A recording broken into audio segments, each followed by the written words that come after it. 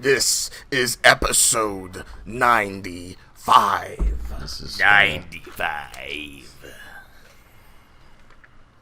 How you guys doing? Pretty good. I'm alive. Yeah. You are. We're surprised. We thought you were fighting the Nintendo ninjas. We really did. We thought you did some digging, a little bit more digging, and they caught you midway. What do you know, Yeah, man? they're like we don't like all these Google searches, my friends. They got my Chrome list. Have you guys heard about the Nintendo Ninjas, like the actual ones? Because wasn't that part of like the leaks that came out recently? All the fucking Yes. They were like hiring people to find hackers or whatever, something like that. Yeah. They're hiring people and getting detectives to go and not rough them up, but recruit them almost. Yeah. A lot of companies do this. Like Sega did this. I think Capcom did this. The FBI does it. The FBI does it. Yeah. It's good. I mean, it's like it takes those people who would otherwise be doing hyper illegal shit and using them as a force for good. That is true. Well, it's Nintendo, so good is relative. Well, that's true. They are a large corporation. Kids these days. They're just using it to see who's modding some game that they don't want modded. Pretty And much. sending them cease and desists. Man, I really wish companies would back dead games more by allowing modders to do things.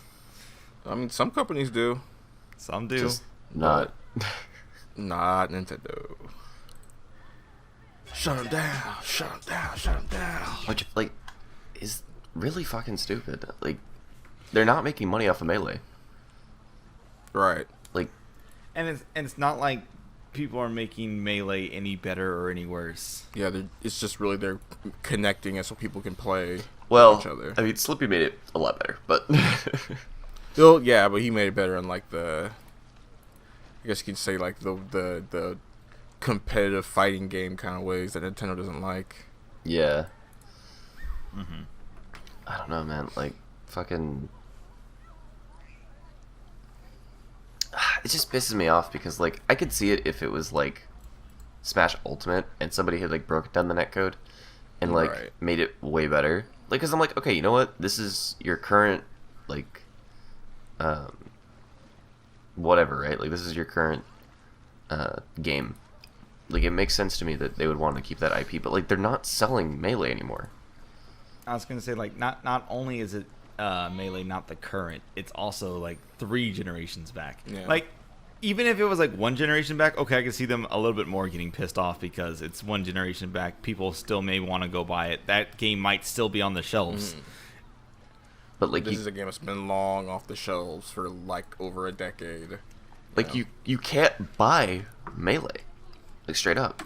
You know? All the copies of Melee that are going to be sold to Nintendo have been sold. Yeah, they're not gonna make any more copies.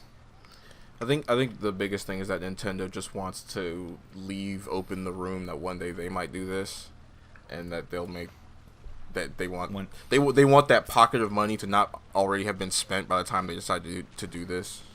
What if you know how video or fighting games get released on in February, March time? Yeah, the end of that fiscal quarter or whatever.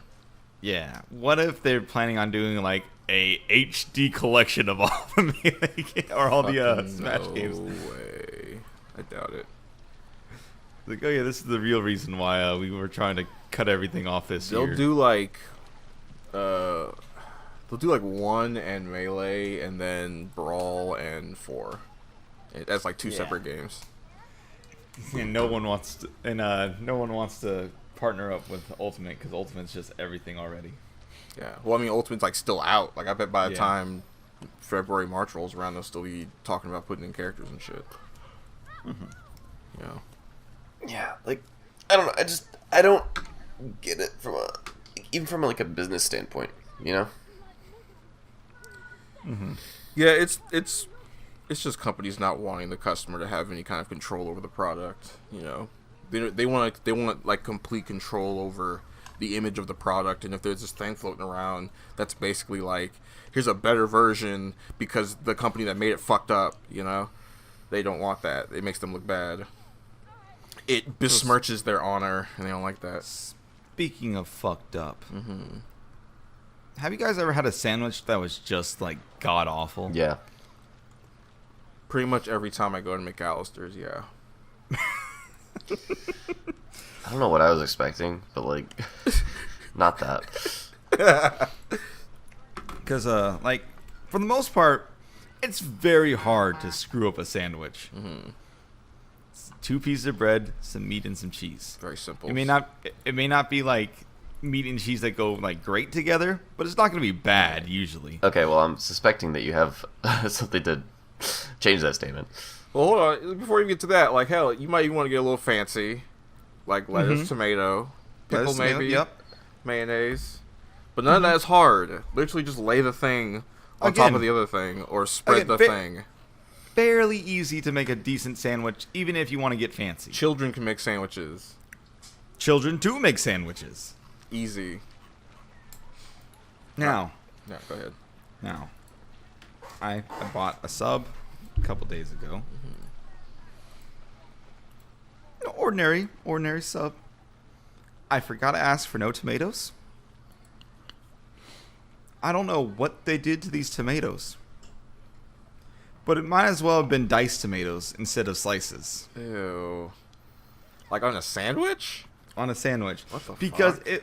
it had so much juice that the entire top piece of bread that the tomatoes were touching soaked the top piece of bread. Gross. They're probably using old tomatoes. It was, and it just didn't smell good either. I was unhappy. I was very, very much unhappy. Did you complain? Did you become that guy? Were you like, Of course not. I'm sick of this. Of course. Did somebody start recording you on their phone because they thought you would start like losing your mind, talking about your life? When really, you're talking about a sandwich. My life was falling apart. Just like your fucking bread. They can't keep doing this to us, damn it! If anyone is gonna do that, I have no doubt it's Cause. Like, yeah, I do see Cameron kind of just one day having like that breakdown. Like, he's a pretty chill dude otherwise, but like things will just kind of go wrong in a row, and then he'll just get a bad sandwich one day, and then he's just gonna let some Have you seen me play some fighting poor girl games? have it. Yeah. It's just gonna be like that, but with something that's not a fighting game. You're gonna go to like some big show and finally get on the big stage, and then like get beaten, and they're gonna go to Subway afterwards and just cuss out some poor 16-year-old. I fucking woke up EX, but it didn't fucking give it to me. The Subway's just like, I just asked you what kind of meat you want on your sandwich. Don't ask me for a meaty wake up. Yeah, I could see that. Yeah, that's gonna be awesome. I can't wait. Oh my god. There's gonna be one day where I lose my shit. I hope not, but at the same time. Like, yeah, I do hope that things just ultimately go pretty well for you, but if that does happen, I want to see it. I want it filmed. Yeah. I've got a pretty good control over my emotions. Not my words, but my emotions got a pretty good control on those. Yeah, I don't think I've ever seen you really upset except for video games.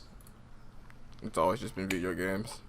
I just don't like when a thing that I know works time and time again to just stop working. Cameron could probably like watch a bunch of evil dudes just gun down a bunch of children. He would just be the most cool, calm, collected guy ever. He would just be like, "Oh wow, that's horrible." That was terrible. And he would just kind of walk off, maybe go get some ice cream. It'd be one of those things where it's like, that was terrible, and probably won't leave that image out of my mind ever again. Yeah. But I got coffee to get, so like, fuck this. Right? But Yeah. moving on. I saw nothing here. Don't Right. gun me down. Bye. I'm just gonna mind my business. I honestly feel like I'd be that kind of guy where like a store is starting to get robbed, and I'm just the guy who's sitting in the corner drinking coffee, reading my phone. Oh, there's an episode of Always Sunny in Philadelphia where that happens, and they all just kind of like they hide behind some shelves, and they all just imagine how they would handle it, and they go through the stupidest shit. And fucking one of them, Frank, just goes, he just imagines himself running up behind the burglar, grabbing a bunch of hot dogs and some coffee, and eating the hot dogs and running out of the store. I feel like that's what Cameron would do in a desperate situation. If like you didn't get what you came for at first, you would just be like, all right, I gotta get these hot dogs and I gotta get out of here. Like, Cameron, let's just get the fuck out of here. It's like, no. I'd be the kind of guy, like, if I'm in my aisle with like the stuff that I already have, I'm just like, I'm dipping. I'm gonna just grab this bag of chips and walk out of here. You know what I had for the first time in like months that I had yesterday, which was delicious? Motherfucking Mountain Dew. Ah, Yeah, well, because you put down the Monster. okay, so I have one Monster left, and I'm saving it for today. So, but like, and I haven't had Dr. Pepper in like, I think I had one like 5 days ago, and then before that it was like another 4 days because we ran out. I just haven't bought any more. But like, my roommate really likes Mountain Dew, and like that's really the only soda he drinks, and so like, I was like, you know what, I'm gonna have one, and it was delicious. And then I was watching Kaz's stream, and it was fucking Did hilarious. you just have like a basic regular one, not like a Code Red or nothing? No, I drank it out of a cup, so it was fancy. Nice, fancy Mountain Dew. Yeah, dude. That's how you know it's fancy. I drank it out of a cup. Did you drink it with the pinky up? Fuck yeah, dude. Of course, you have to. I've gotten such a bad habit about that. Like whenever I drink something, it's not necessarily my pinky, but one finger has to not be touching the cup. Wow. I feel like for most cups though, that's like standard. That's a fucking My Hero Academia thing where they're like random characters who are like, oh yeah, I can't put all my fingers on something because I'll fucking disintegrate it. So That's so stupid. That'd be a good power to But have. I love it. it would be a cool power, Just don't high five anyone. right? It's like what's it called? The guy from Kuroko no Basketball.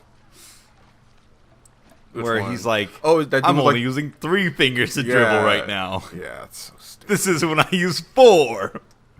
I hate that shit. It's so stupid. That- so like- unnecessary. Out of all the people in that show, that was the only one where I'm like, that makes no sense. All right, let me get this out of the way. Okay, for like sports things, I really don't like sports anime or manga that much, but if I'm gonna fuck around with it at all, it's gotta be like grounded in some kind of reality. You know. should try out Haikyuu then. Yeah, Haikyuu does look like it's way better. You know, It's more of a what's it called, sports drama than a sports like shonen or shonen. like with the way everybody's like sucking its dick all the time, it must be something. So I'll probably check it out.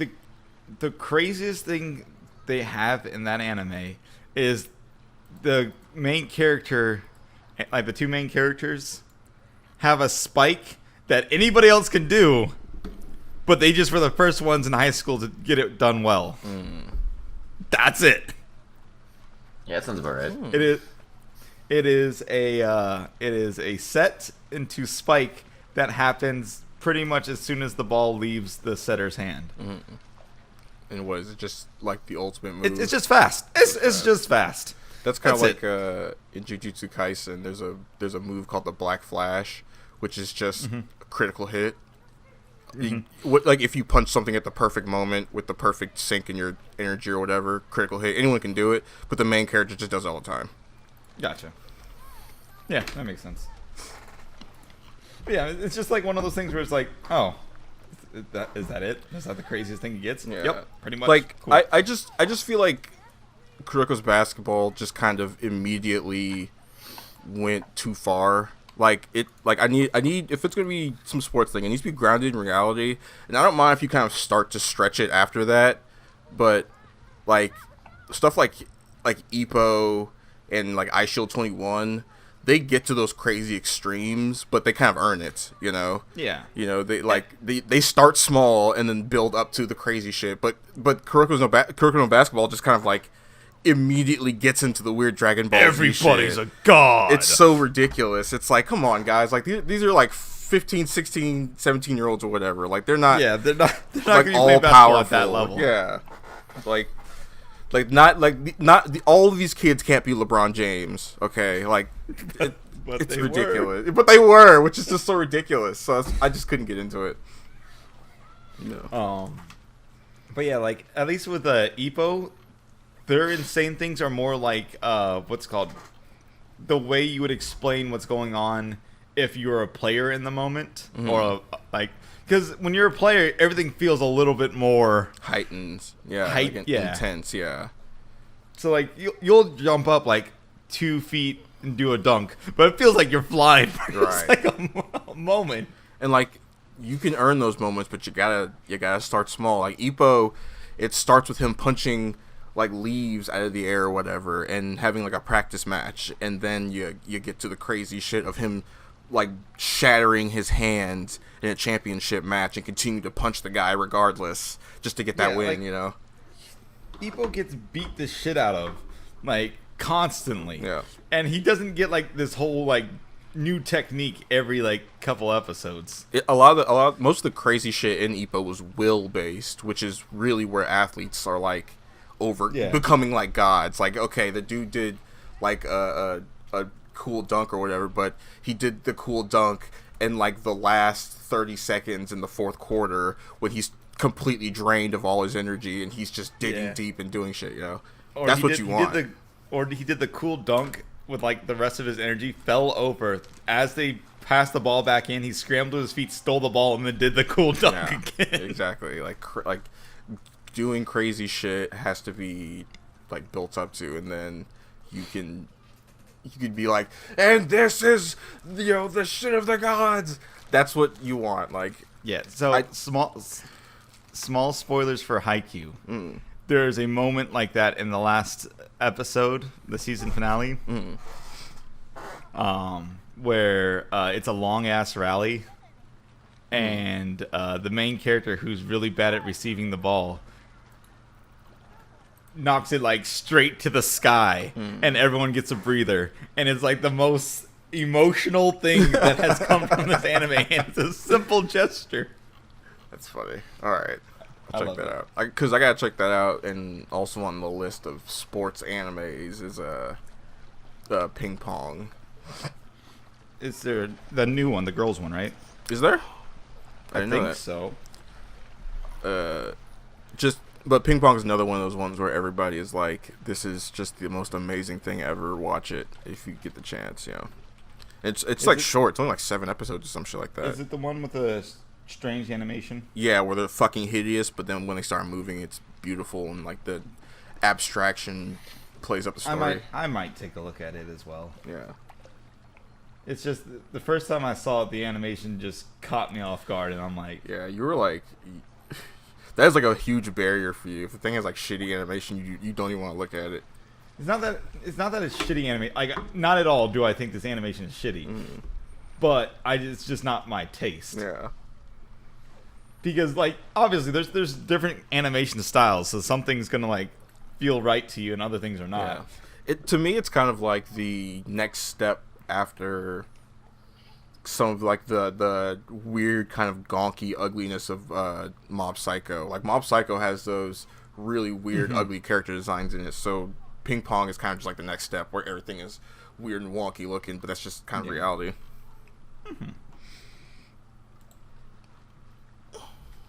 Shit, I gotta check out a fucking weird boys love volleyball anime. I'm in. Yeah. It sucked me in, and although then again it sucked you in. Yeah, I was about to say poor choice of words, Cameron. Oh yeah. But no, I just like sports anime. I don't know. And you know what? That's fair. Except when it's not. Get the fuck out. I feel like I like basically everyone I've kind of checked out for the most part, because I'm just kind of picky. You know, I kind of know what I'd like or not. Like iShield 21, really the only reason I even got into that is because it's Yusuke Murata's art, and I want to check that awesome godlike art out. And it ended up being like an amazing written story that was just kind of like a beautiful like it goes beyond kind of the typical shonen stuff. Like it really doesn't, like it has those same tropes, but it really doesn't feel like it. It almost feels like watching like a football like movie, like one of those kind of inspiring films. Mm-hmm. Like what is it called? Like We Are the Giants or whatever. Stuff like that. There's a bunch of them. Yeah. It's almost like football is like a very popular sport in America. Right. Yeah. It's right up there with like the flag and guns. Like people talk about like baseball, like, oh, it's America's pastime. Yeah, it's the past. Nobody gives a shit. It's all about football. I did like playing baseball though. Oh yeah, I mean, if you probably love it up in Indiana. This is a big baseball state. Baseball and well, fucking okay. Here's the basketball. issue: is that I sucked massive cock at it, so I would not like it that. there. Never. I'm really To be fair, baseball. To be fair, I'm pretty sure the Indiana baseball team sucks cock too. So I'll figure it in. I never understood baseball. just not into it. It's just kind of boring. I understood it as like a statistics game and kind of like a, when you're down in there actually playing it, there's a little more to it, but I just never got into it. Other stuff is just more active. Like low scoring games I'm just not into. Like soccer. Soccer, and, yeah. like, not into it. Yeah, it's just. Yeah, fighting games. There's only one knockout. Well, in fighting games, they at least to me, the scoring is in the hits. So Yeah, I know. yeah. I'm trying to be still, the you, let's do- but for you. Right? Yeah. Too bad I have some kind of bullshit justification for everything, Derek. Good. Yep. Got to keep you on my I was about toes. to say the issue with me trying to be Deshaun for Deshaun is that he'll then be Deshaun back to you, and then you're just stuck. An endless loop of Deshaun that you can't handle. It never stops. You just gotta step away from it and let it kind of destroy itself. Ugh. Anyway. Yeah, baseball sucks. I forgot that's what we were talking about. Yep. God damn it, dude. I was always being tall. I was always into basketball, but I was better at like track and stuff. I played football. I didn't really like it, but I played it because it was like a sport to play. I didn't want to play soccer. I didn't want to play baseball. I didn't fucking want to play tennis. Tennis is where you meet all the girls, dude. Yeah, as if I didn't meet girls being a fucking basketball player. Yeah, but those are basketball track girls. star. Come on. Yeah, they were nice and tall. That's I like true. them. That's the best. That's true. I Yeah, don't know. I could dunk, so. Yeah. I was gonna punch that. My sister can almost dunk. Yeah, your sister's a freaking mammoth beast giant now, which is awesome. It's absolutely awesome. She's 5'10", and I think she's got a 2-foot vert now. She's gonna be calling you little brother here soon. She's not growing any taller. Thank Are you God. sure? Yeah. We'll see. No, the doctor said it already. Oh, really? It's like, Cameron's like, please tell me she's not getting any taller. her bones growth seem plates are stretched done out for. to the max. Don't think she's getting any taller. Still, that's pretty good though. Yeah, she's got a pretty good vert in like. But she plays volleyball and basketball, so that's why. She should jump in. You should talk to her about joining a high jump, some sort of jumping thing. She's Track. pretty good at it. Absolutely, it made me way fucking better, dude. Like I went from being like I could get up there okay because I was tall to literally getting my head over the fucking rim because I could jump so high. Man, watching people jump over things that are 6 feet tall like with ease is ridiculous. It's amazing. It's the best feeling in the world. That's Just watch- what we used to do in Taekwondo. yeah. They would, like, however tall you were, they would set a training dummy to that height, and then you just had to jump over it. Nice. That's cool. Okay. It's pretty rad. Yeah, it was fun. It was like one of the best parts of Taekwondo because it was just like calisthenics. That shit feels good, man. It does, and like you feel so fucking cool when you hop over something that's like 6 feet tall. Yeah. You don't say. Just jumping over everybody. Goodbye, peasants. Yeah, pretty much. There's a video I watched where the guy was just like casually like walking with his friends, and there was a gate, and he's like, I got it, and he just casually jogs up to the wall and jumps over it, goes to the Bro. side and opens the gate up. I've done shit like that. Me too. I've so done shit like that. I've literally been like we've been locked out of places. And I'll be like, don't worry about this shit. I'll just jump over this shit. One of the It's just a good feeling. So we in band, like in the summers, we sometimes wouldn't have the keys to do stuff, so we would have to just hop the fences to like get onto the field and shit. That's great. And so like sometimes we would have like the outer keys that opened up the fields, but we'd not have the inner keys that like unlock the bleachers. So what we'd have to do is we would run like 100 meters around the corners of the track, hop a fence to get to the bleachers, do bleachers the entire way down, and then hop a fence to get back on the track and run another like 100 meters, and then do it all again on the other side. Oh wow. That sucks. But that sounds fun. I mean, it's a great story, and like honestly, we were gonna do bleachers anyways, so like jumping a fence is like not that big of a deal, but like it's just fucking hilarious. Cameron, do you remember? I don't know if you remember this, but like a bunch of kids got in trouble for breaking into the gym to play basketball when we were in high school. Yeah. I don't know if you remember this. And so they got in like huge trouble. But coach, what the fuck was his name? Lavin? He was like the newer coach that was there. But Black hair. Yeah, like yeah, kind of like your short black hair. Yeah, kind of like your typical coach looking dude. Like he looked like what's his name? The guy from America's Got Talent singing thing. Yes. Yeah. Okay, yeah, I know what you're talking about. But the British dude. Well, our coach was not British. No, but he looked. But he looked yes, like the yeah, British he looked like Simon Cowell. Yeah, there you go. Thank you for his name. But he was just like, look, if you guys ever just want to get into the gym, just call me and I'll unlock it and let you guys play. You know. Yeah. He was just, and after that, he was just like the coolest coach to everybody. Well, it's like fucking. How are you really gonna get upset at people when they're like crashing into a fucking basketball court just to play basketball? Just to play, yeah. Like you're not jumping in to do heroin. You're fucking just jumping in to like do like. I think what it's that there is for. like the big deal though, where they're like, we don't just want anyone getting up in here, especially if like the word gets out that kids are just able to break up in here. It's like, well, then eventually some heroin addicts will just break up in here to do some heroin. Yeah, exactly. Man, I in middle school this. Let's just put it this way: middle schoolers are dumb. They're really dumb. Oh, are they? Oh yeah. Are you sure?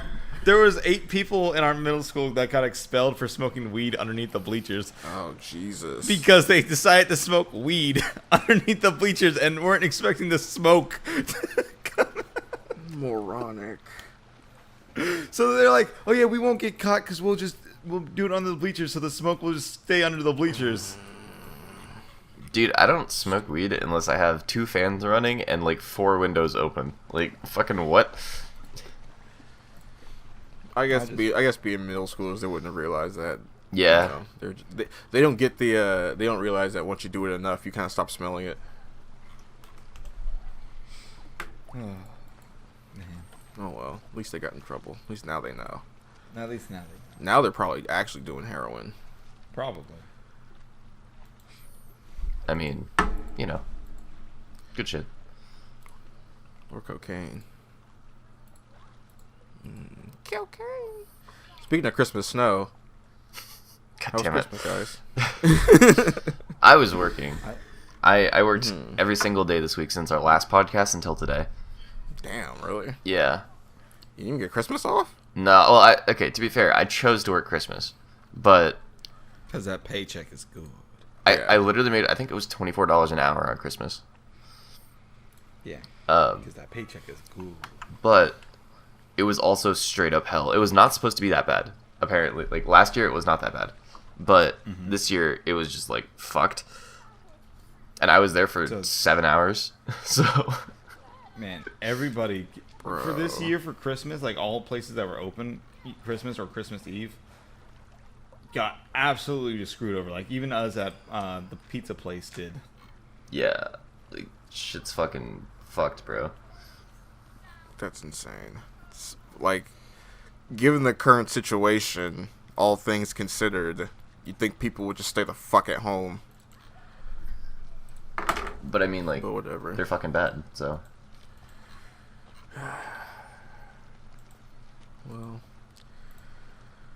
Well, Glad you guys had a amazing, great, perfect Christmas. Although, my Christmas itself wasn't actually that bad, though. Yeah. I hung out with the family. Did you?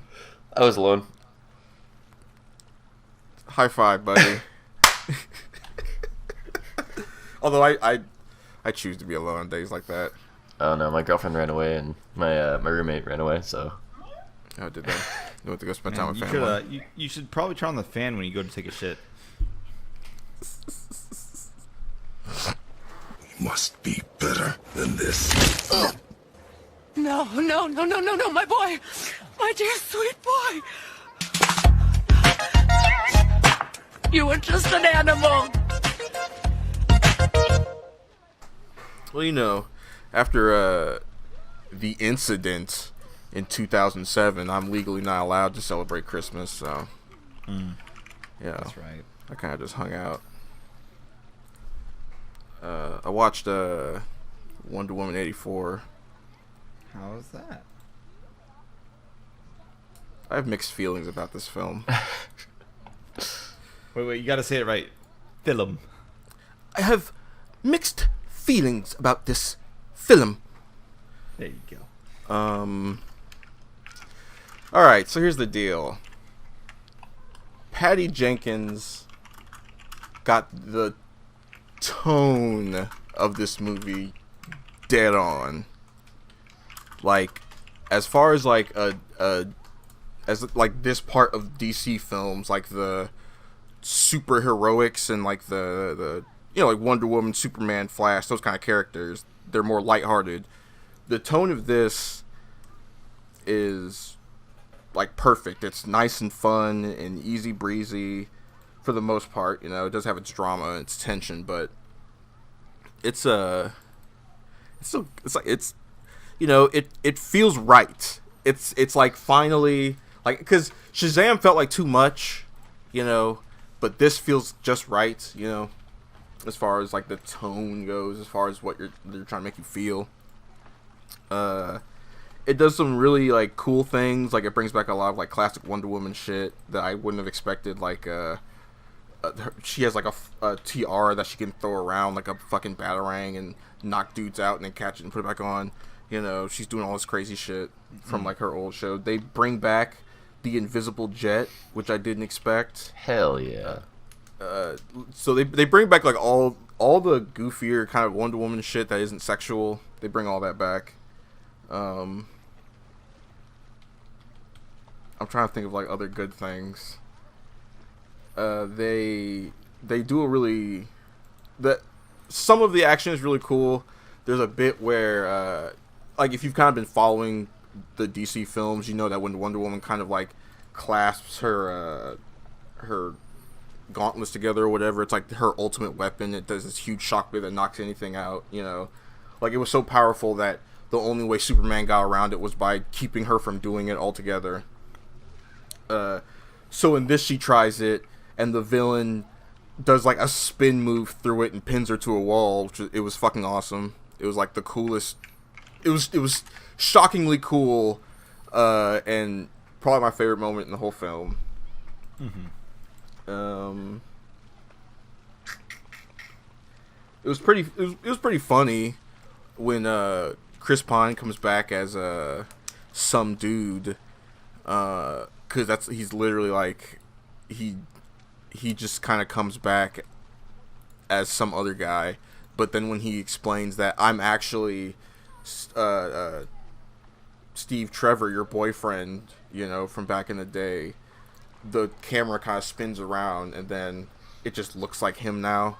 It just looks like Chris Pine, his actor, instead of who it looked like before, who was literally nobody.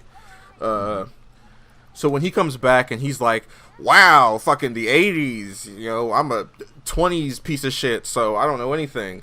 The future is crazy, and he's doing kind of like he basically does the Captain America thing where he's going around being amazed by shit and basically has like a list of things he's going to check out. So why is he back? I will get to that.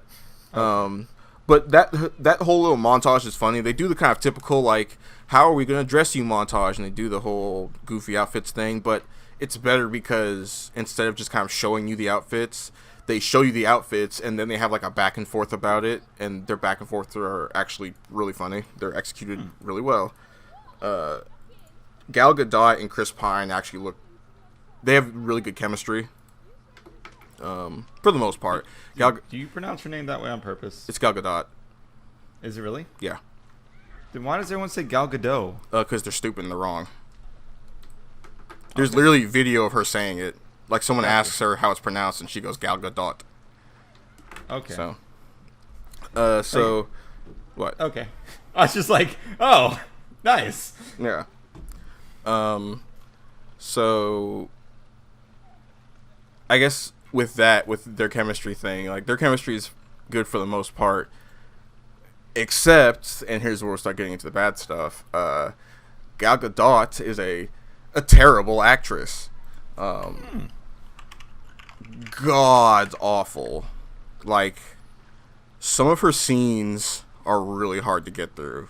Like, just reading, like, clearly, like, her delivery is like wooden, and she feels like she's just reading shit. Yeah, she's just really bad. So she's not a good lead, like, at all. Everyone else in this movie is better than her. Everyone else in this movie actually does a pretty good job with what they're given. The main villain is played by Pedro Pascal, and as far as, like, superhero movie performances go, I'm gonna put this at, like, it's like 10 of, like, the top 10. You know, it's like number 10 of, like, the top 10, right? Like, it's good. It's really good. Okay. But not, like, the best. Like, I've definitely seen better ones. Mm-hmm. But performance-wise, it's pretty good. Yeah, like, it's really strong. Okay, so this movie, it's really hard to. This movie kind of plays it a little too safe a lot of the time. It's really like when Kristen Wiig's character Cheetah shows up, she's like this put upon girl. She's like a Velma type. No one really gives a fuck about her. Like, when she gets this job, the lady who interviewed her, like, has already interviewed her twice, and this is the third time meeting, and she still can't remember her. You know, shit like that. You know, she's that kind of character. And then she meets Diana, Wonder Woman, and they go out to, you know, she's like infatuated with her because Diana's so powerful and strong and brave and whatever the fuck. And they kind of go out to dinner one time, and they become like best friends after that. Like, after one scene, like, it's like one scene of them going out to lunch or whatever, and then one scene of Wonder Woman coming to save her when some fucking pervert comes and accosts Kristen Wiig because he's drunk or whatever. So Kristen Wiig's story kind of goes like the typical kind of shit that, like, you know, they find this rock that grants wishes. So Kristen Wiig's character, whose name I can't even fucking remember, Ophelia? No, whatever. We'll just call it Cheetah. She wishes to be, like, strong and beautiful and powerful like Diana. So you know where that goes. Being the character that she is, she kind of gets drunk on power, becomes a bitch, and then once they find out what the problem is, when Diana goes to stop it, Cheetah tries to stop her, right? Yeah. So think of literally, like, any cliche with that kind of trope and storyline you can think of. It's in there. You know, she goes out and, like, she sees that same guy, and he tries to accost her again, but this time she beats him up. But she beats him up too much. You know, I'm changing. What am I? You know, and then of course, so here's how her boyfriend Steve Trevor comes back. Diana makes a wish on the rock. Apparently, because I didn't hear it or see it or anything, but apparently Diana wishes for him to come back. So he does, but as, like, a ghost in some other guy's body, basically. And he's just kind of there. Like, he just kind of, like, wakes up one day, and then he's kind of like fucking around, and then he goes and finds her at this art exhibit that she's part of. And when he kind of reveals it's him, they get together and it's so sweet and lovey and all that bullshit. That sounds like he's a changeling. It's super weird because the whole time I'm thinking, so creepy. It's super creepy because like the whole time, like that's not. First of all, it's not him.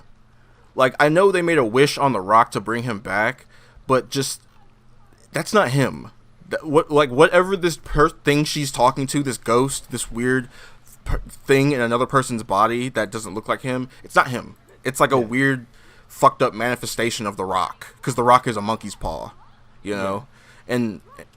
So with the monkey's paw, right, you get a good thing. You get a cool good thing, right? But the like cost is like an ironic cost, right? And it costs you a lot, right? So do you guys find it, I don't know, like she wishes on the rock that she gets her boyfriend back, right? So like throw something out there. Like what do you think the ironic cost would be? Some super person's boyfriend is dead. So now she's getting hunted down by something else. Okay. Derek, anything? He's a zombie. So those things have to do with him, right? Yeah. Ideally, right? No, she's actually just losing her powers. Lol. What? Wait, what? Yeah, she's just kind of losing her powers. You know what? I'm down for that. Is that like I feel like that's more of the monkey's paw of the first girl than her wish.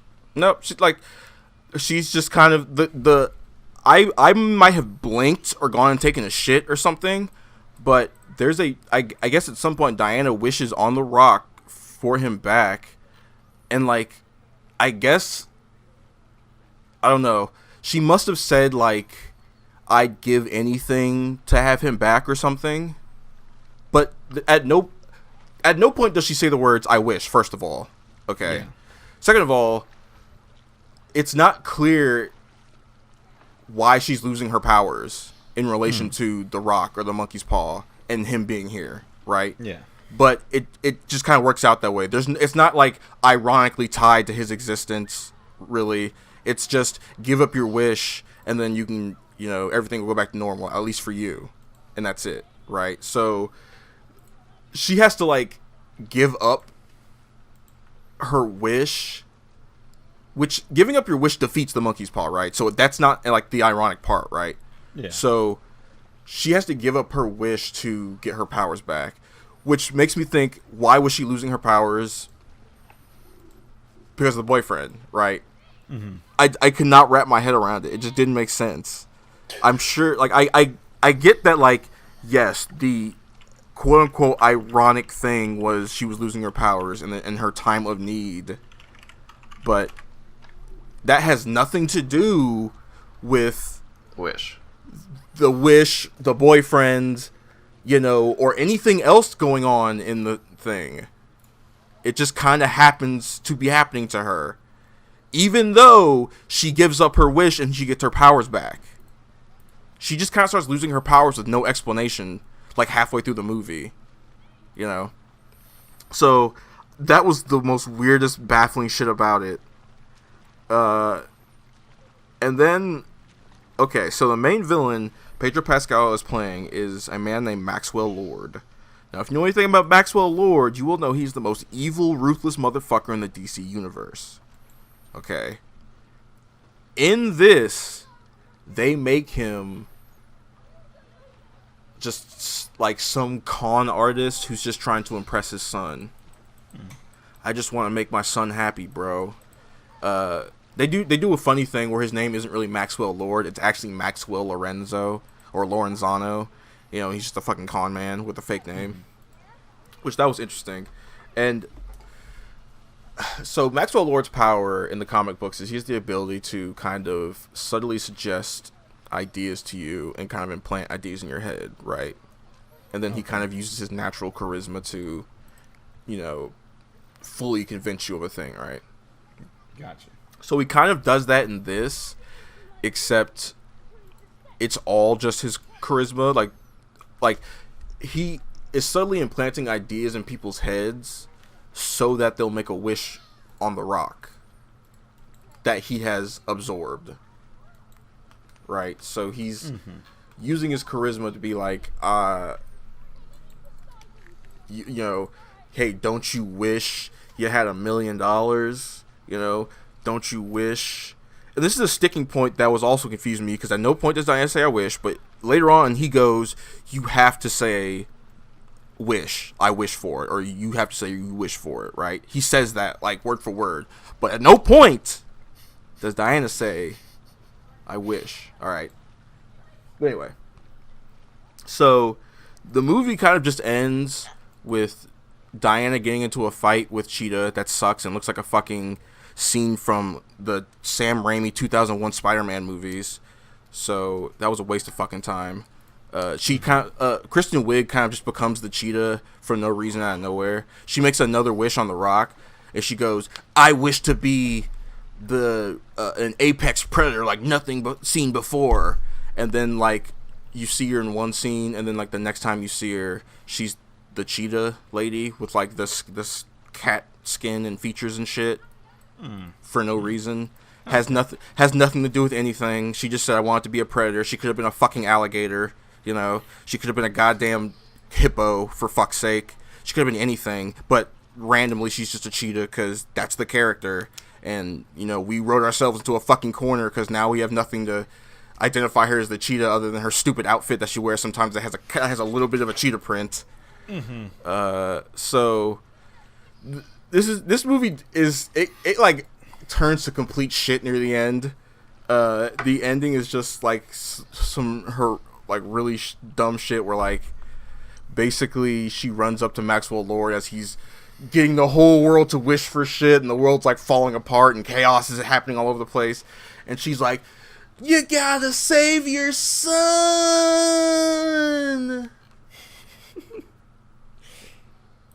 And then he's like, okay. And then the movie ends. Fantastic. You know, So- funnily enough, that's what I heard from Kayla in a much shorter way of saying that. Yeah, the movie's kind of just nothing. I would actually put it on like it's about as good as the first Wonder Woman movie, but you know, so that means it's like bad and good for different reasons. Then like the first one is pretty much just a decent enough film. It has its problems, but it's like a 7 out of 10 until it hits like the fucking like 80% mark, and then it turns to complete shit. This is just like it's like, you know, like a cake, but then like one of the layers is just doo-doo, and then it's got like shit flakes sprinkled throughout it, you know. So it's about as good as the first one. So, but hey, the tone is correct. The first scene where she like saves, well, okay, the first scene's a little weird, but she saves like a mall from some robbers, and it was pretty good. It was like a good like hero does shit to. That's something she also does in this. She actually saves people, which I am a fucking stickler for this in superhero things. I will fucking lose my mind and talk all the maddest shit if you don't fucking show your superhero saving people in your fucking superhero movie. Your superhero movie is trash if your superhero does not save people. I don't give a fuck what superhero it is. You know, if they don't save someone, they're not a fucking superhero. At that point, firemen are bigger heroes than you are. Yeah. Don't say that like they're not, bro. They are. I mean, yeah, you're not wrong. You're not even wrong, but like, you know what I mean. Firemen are, I think we had this conversation before, firemen are heroes and superheroes are superheroes. You know? I'm just saying. Yeah. He put an even in front of that that's statement. That's like the sticking point. Like you're not even a hero at that point. You're not. You know? Yeah, you're not even a hero. There we go. Yeah. If you're just out here fighting the bad guy, you're not a fucking hero. You're just a dude who showed up to fight the bad guy. You know, like you saw a bar fight happening, or you saw like somebody getting robbed, and you're not really there to save the person getting robbed. You're there to fight the robber. So anyway, but Wonder Woman has people getting saved in this. So fucking thank God somebody thought with their brain. Somebody looked at the fucking literally 100 years of superhero comic books and said, "Holy shit, superheroes save people." So they put it in a movie. Nice. I wish I had as much vitriol as you. I just like this shit seems obvious, right? Like it's kid stuff, literally. So I don't understand why, you know, it's so difficult for people to get. You know, I can't believe there hasn't been a Superman movie in like fucking 40 years, 50 years, whatever, since he saved like where he just hadn't saved anybody. He didn't save anybody at Man of Steel. He helped the city get destroyed. You know, he didn't save anyone really in Batman versus Superman except in that fucking montage where he looked miserable doing it. It's fucking shit, garbage. So, did you do anything else this week other than get angry at a movie? Well, you weren't angry. That's right. You said the movie was okay. Yeah, despite me trashing it for fucking 10 minutes, yeah, it was actually okay. I think it's been It was longer not a than complete 10 pile minutes. of shit. It was definitely longer than 10 minutes. But it's okay. Well, I think the trashing was definitely, yeah. Yeah, that's fair. You started breathing, and I was like, here it comes. But don't worry, this next stuff shouldn't be too long. Hold on, let me get my notes. It shouldn't be too long. Let me get my 30-page essay real quick. But I watched some more Akudama Drive. So I was like, okay, this is kind of like Suicide Squad, but one of these motherfuckers gonna start dying. Oh, okay. So remember the Kakashi guy I was telling you guys about? So he dies. Spoiler alert. Nice. And he goes out like a boss, and literally like every time he's hitting the guy he's fighting, it's causing lightning to strike.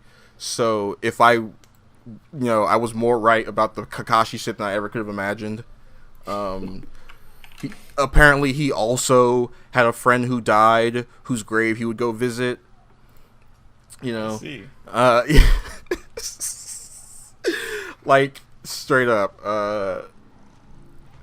So, Cameron, are you gonna watch this at all? Do you care if I tell you who's the first one to die of the Akudamas? I don't care, but I am gonna watch it. But Okay, so Brawler goes down first. oh, that's a shame. But of He course. but of course he goes down fighting the Kakashi guy. I really feel bad for the Kakashi guy because he's clearly like a beast. He's the most godlike fucking of all these executioners, obviously. But his kind of like pupil sucks ass, so she gets knocked out in every single fight, and he has to take on every single one of them by himself. So they basically fail every single time. They always get away because he has to do everything by himself, and even he can't do that because these Akudama are like, they're not as strong as him, but they're being so many. beefy. Yeah, they're beefy and they're smart and they know what to do to escape. So every time they fail, the higher ups are like, "What the fuck is wrong with you? You're a fucking moron. You're useless." And he's like, "Oh, come on, guys, I'm fucking awesome though." So eventually he's just like, "Fuck it," and leaves their ass behind. And he damn near kills them all. But he's just injured, and he gets into that fight with Brawler, and Brawler kind of just outlasts him but eventually Brawler has his own wound that he got earlier from another fight, and that ends up killing him. Gotcha. So, okay. But it's actually really heartfelt. It's like it's kind of nice because they both went out like how they wanted to, essentially.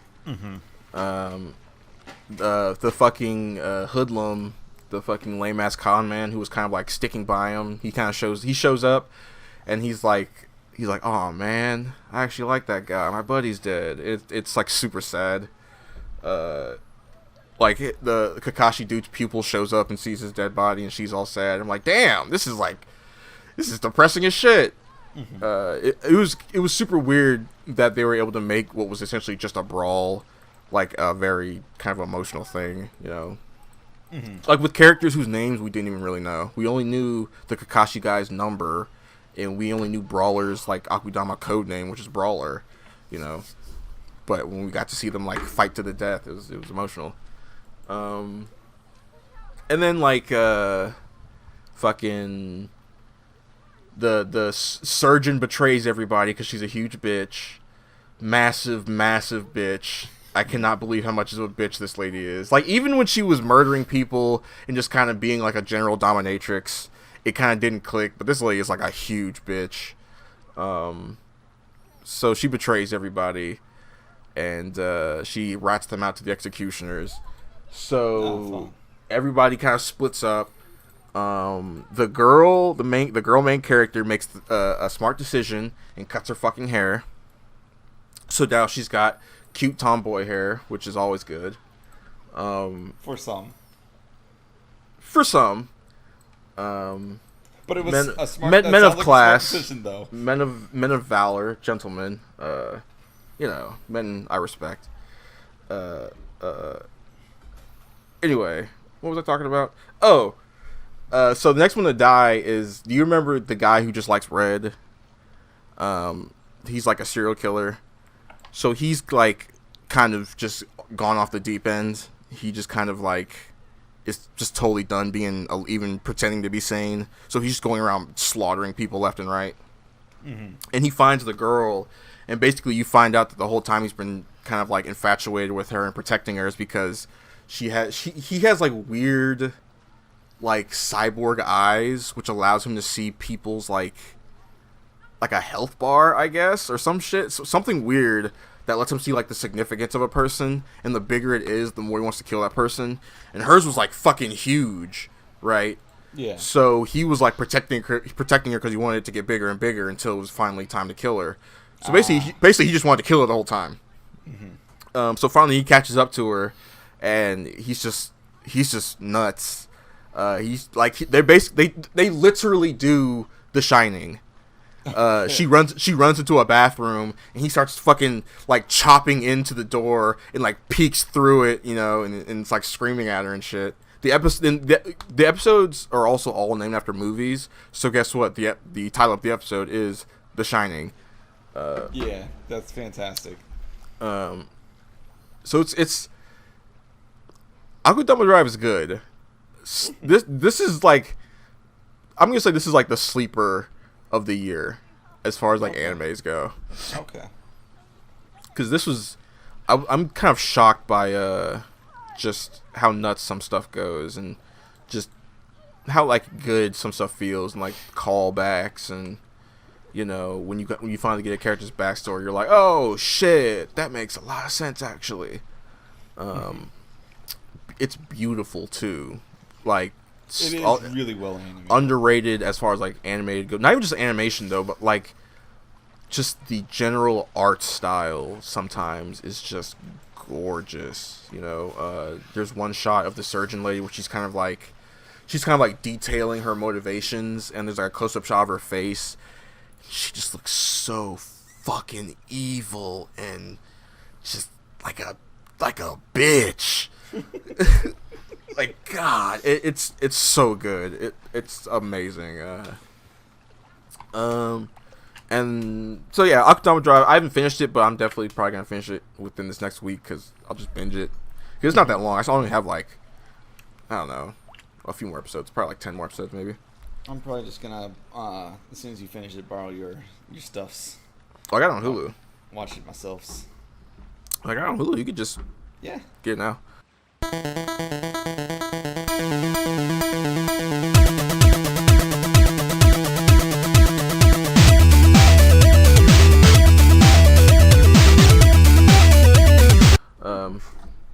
I watched so Always Sunny in Philadelphia. I binge watched 12 seasons, which were basically A+ all the way through. I'm gonna say A to A+ all the way through, right? Mm-hmm. Hit season 13, and within like the first 2 minutes, shit trash. Goddamn. Whoo, man, that shit was rank bad. Let me tell you. Yeah, it was just immediately not good. The jokes were immediately not hitting. It immediately felt like they were just, going through the motions. Gotcha. So I was like, fuck that. Let me go back and see if there's any like episodes I might have slept through or something.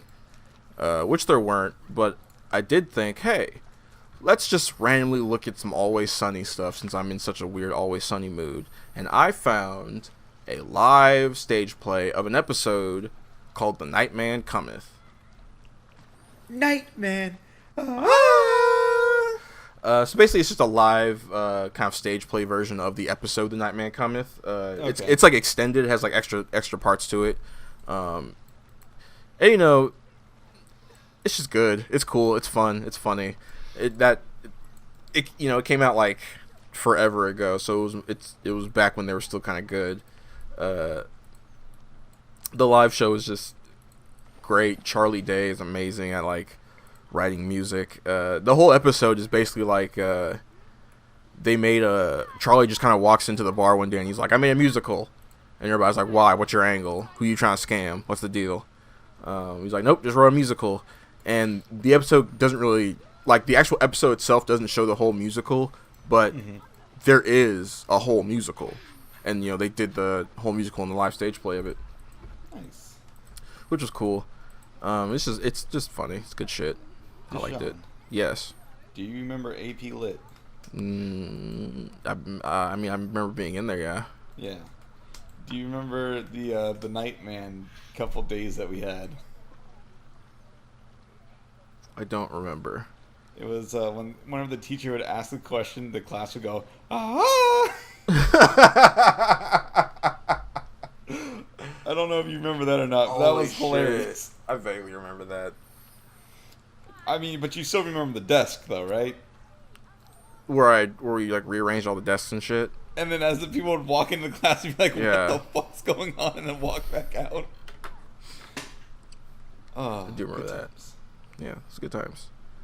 What else did I do? I've been playing the shit out of Hades like the last couple of days. I'm just trying to finish it.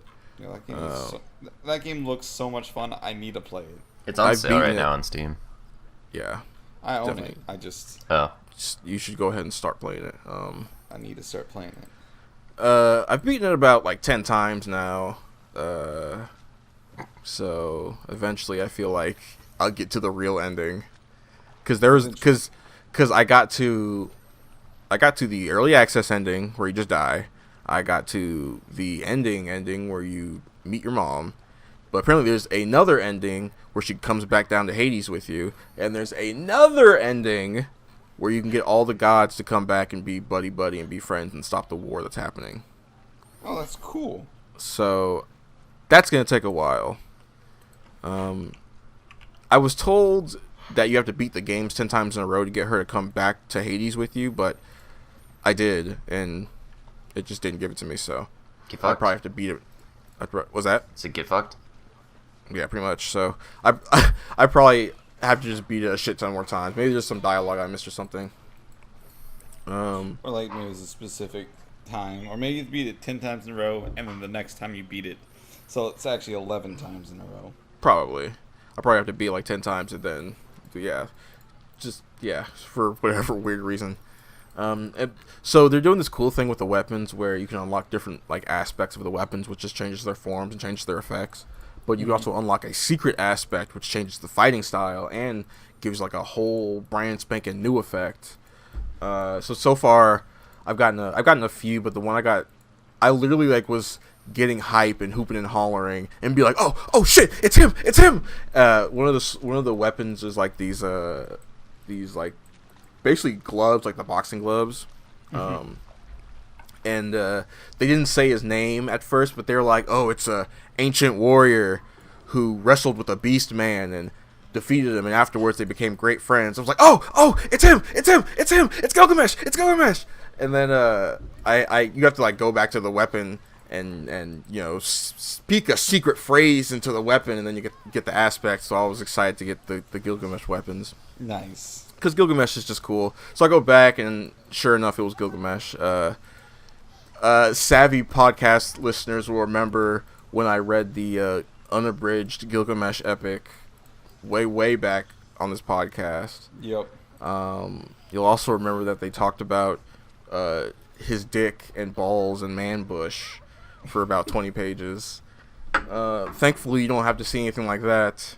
You just get some weird animal hands. Like, it's the aspect of Gilgamesh, but they give you Enkidu's fists, which is weird, but whatever. Still cool. They do cool shit. So yeah, I'm just gonna beat that game. Hopefully, eventually soon. Nice. And finally, a game I actually finished. Finally, it was Wonderful 101. I just decided to polish it off like a couple nights ago. Nice. The game is How's that? hype. Perfect. It's amazing. Perfect. It's like the most it's the most platinum game of all the platinum games for damn How many sure. times have you beat Wonderful? This will be my second time because I just Okay. haven't had a chance to really play it that much. But so this game has like the best prompts, like the best quick time events and shit like Yeah. that. And the final one is the single most hype thing in any video game ever. You know, you're literally fighting a planet-sized monster and shooting a giant laser that's going to destroy the Earth, and you have to mash a prompt that says "Protect the Earth." Have you ever failed it? No, I haven't. 'Cause Okay. I don't It's- want to see what that looks like. It's one of the greatest prompts ever. So if you fail it, I forget what shows up, but something shows up and saves you, and it goes, "You want to try that again?" Wow. or some shit like that. Unbelievable. It's like, did you really funny. fuck that up? Like, how'd you fuck that up? To be fair, that's you have to mash the button for like a good 30 seconds, I think. Yeah. And mash it fucking hard too. But it's still incredibly exciting and hype, and like I got chills doing it. That's an example of like a game letting you do the cool thing, right? Like there are too many games where a cutscene happens, you see them doing a bunch of cool shit, and then it's like, man, I want to do that though. I could have done all that. I could have pressed those buttons, instead you're just getting a cutscene. But I really appreciate games that just let you do the cool thing yourself. Whether it's just a quick time event or like a mash the button thing. At least it feels like I'm doing something. I'm not here to watch a damn movie. Yeah. That was my week. I didn't really do anything else. Like I said, I didn't really do anything on Christmas since, the law. Yeah. And now we can finally move on. Yeah. I'm bringing up the scene for Deshaun real quick so you can see the failure at the end. Well, while he does that, have you guys heard the news? Oh, that's what happens. Well, we haven't even done our weeks. Derek, what'd you do this week? I worked a shit ton. Yeah, he said we did this week. No, I played some Valorant though. And you know what else I played? I played Jedi Fallen Order a bit. I was literally about to say I saw you playing that the other day, and I was like, you know what? Fuck it. I'm just gonna get it. I'm gonna play it. It is fun. You will find it way too fucking easy. Probably. But it is really fun. Yeah. There's just something like you feel really powerful about swinging a thing that can just chop shit in half. And I fucking got destroyed by an ATST, and then I went into the fight the second time, and I killed it without taking any damage because I figured out, oh yeah, force push is a thing. So Yeah. I do appreciate that, like a lot of games try to give us Jedi guys who are fucking godlike powerful and can do all this shit, but this main character is like kind of shitty. Yeah. He was just a Padawan, so he's kind of like lame with the Force. yeah, he literally learned shit. Yeah. It justifies whatever difficulty is there. Yeah. Because I always find it hard to believe, like when you're playing fucking like Force Unleashed or whatever the fuck, like you can just blow through these guys like it's no problem and just can destroy entire cities like it's nothing. It's way more enjoyable when you have a guy that's more down to earth. Yeah. And I played some Valorant, which was fun. I got this kick to like play shooters, I guess. Is like the best way to put it, like tactical like shooters. And I wanted to pick up Valorant again because I was like, fucking, I don't want to play CS:GO. And I was wondering where you were on Valorant because you hadn't talked about it in a while. well, I hadn't played it for literally 6 months. But I was like, you know what? Let me play a little bit. And it was fun, but I suck, as one might expect, after having not played for 6 months. And like, I keep forgetting that my name is like has my Twitch account linked to it, or not linked to it, but like in it. on my League account stuff, and so like people are just always flaming me because I have a Twitch account. Gotta love Riot community. I mean, it's not even just Riot. Like that shit happens in Counter-Strike too, but it's just like it was just like, you need to delete your Twitch account. I'm like, yeah, like I didn't say anything back, but it's like, yeah, obviously my Twitch account is solely reliant on this game that I'm not streaming right now. Like, All right. and like, Maybe I'm actually practicing so I can actually stream it, you know? or it's like maybe my Twitch account is not reliant on me being the best person in the world at this game. Maybe Valorant is like a side thing I'm doing. Yeah, and he's like, oh, no wonder you suck. You're a League player. And I'm like, yeah, and I'm better than like 95% of League players. Like, what's your point? Like, oh my god, it's just one of those things where it's like, bruh, you know. But anyway, that was basically all I did. I did a lot of that, and a lot of working. Did you do some mourning, you know, for the 360 Halo servers? Oh yeah, no, not yet, because I haven't played on my 360 for like like since I left for college. The whole generation of... Wipe the dust off that old antique. Yeah. Pretty much, but like I put that in there because it is kind of significant, but like, and I hate to be like this because like I would definitely be one of those guys that would be playing, that I would be playing on like a 360 because I played Halo 2 until the servers for that died, but basically like, I mean, you have the Master Chief Collection now, and that puts Halo 3 and Halo 1 and Halo 2 like all on modern software. Yeah, so, or like modern hardware. So like I don't feel as bad. Like it doesn't hit as hard as Halo 2 server shutting down for me, because for a while you couldn't experience that game anymore. Right. Yeah. But like all this stuff for the Xbox, like it sucks, but at least we have a way to experience it. It's not like exactly the same. It's not like it's gone completely. Like, yeah. Yeah, so I'm sure some sick animals will make their own servers and people will be able to play that way. I'm sure. yeah. But like, so like it's noteworthy, but like we have other shit, so like I really don't care as much. Yeah. This is more like get your bagpipes and play a song of respect for an old friend. Yeah. Yeah. So I sent the QTE fail. Yeah, I saw. I'll check it out here. Yeah. Yeah, that was basically all I did. Let's see. I myself watched some movies. What? I'm Bullshit. watching movies. I'm Yeah, sitting what is up down. with you? What? Is this because your girlfriend was she like, hey, watch some movies? Yeah, pretty much. Yeah, I figured. But 'Cause this is not like you. No, it it's is making not. me sick. Which, see, the thing is that I don't have problems watching movies. I have a problem sitting down to watch movies. I don't like to decide to watch movies. It's Yeah. like me with many things. I don't want to start doing it. If you want me to do it, I'll do it. I just hate starting doing things. So, anyways, I watched Claws and Over the Moon. And Isn't Claws that horror movie about the Santa who turns to a werewolf and kills that family? no. That's Claws with CLAWS. This is Claws, KLAUS. Oh, okay. Yeah, a little different here. A little different. Is that one where Santa gets drunk and like fucks women and that little black midget runs around with him? Nah, not that one. Okay. That's a different Claws. Oh, See, this is the problem with talking about any kind of Christmas music or movies. Is that there's a billion? There's a billion, and they all have very similar names, no matter right, what. I was gonna say they can only go so far with the names. Is this that one? Is this that one about It's the okay, Tim look, Allen? I'm gonna stop and you he, right like, there. kills Santa, and he has to become Santa. This is the one where the mailman is this rich little playboy who gets fucked over because his dad's like, "Fuck you for being a little piece of shit who's leeching off my money. Go learn how to do a job." When does this take place? When or where? When? Like, what's the timeline of this movie? Is it like before electricity?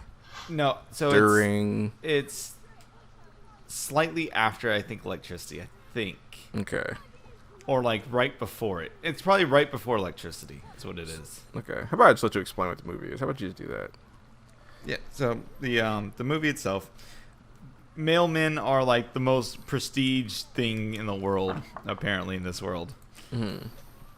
And this guy gets sent to be a mailman in the shittiest world, like neighborhood possible, because he's a stuck-up pretty boy who needs to learn about the world. So he gets sent to this island to be a mailman where they don't have mail, and there's two families that run the island, and they're at war with each other Okay. at all times. What kind of war are we talking? Like slicing motherfuckers' heads off, or like throwing fucking rotten tomatoes at your ox cart or whatever the fuck? Slice a motherfucker's head off. Okay, I'm down for that. Like impale somebody just because they fell asleep in the wrong neighborhood. Have at thee, nigga, and cut his head off. There's several scenes with his old man just waking up in random places because kids of the other neighborhood of the other family move him and like play pranks on him. That's fucked up. There's Okay. a scene where a family's on a sled, all sledding down with spears and guns, shooting at someone who's walking by. Drive-bys with sleds. Whoa, what kind of movie is this? It is insane and fucked up, but awesome. Okay. It's a children's movie. Mm-hmm. This sounds like an old school children's movie. That like those ones that just used to have like dark shit in it, but you wouldn't even realize it. So it's like that, except instead of dark, it's just dim. Mm-hmm. It's not. It's like it never goes over the line of cartoon. It's like Looney Tunes type villainry,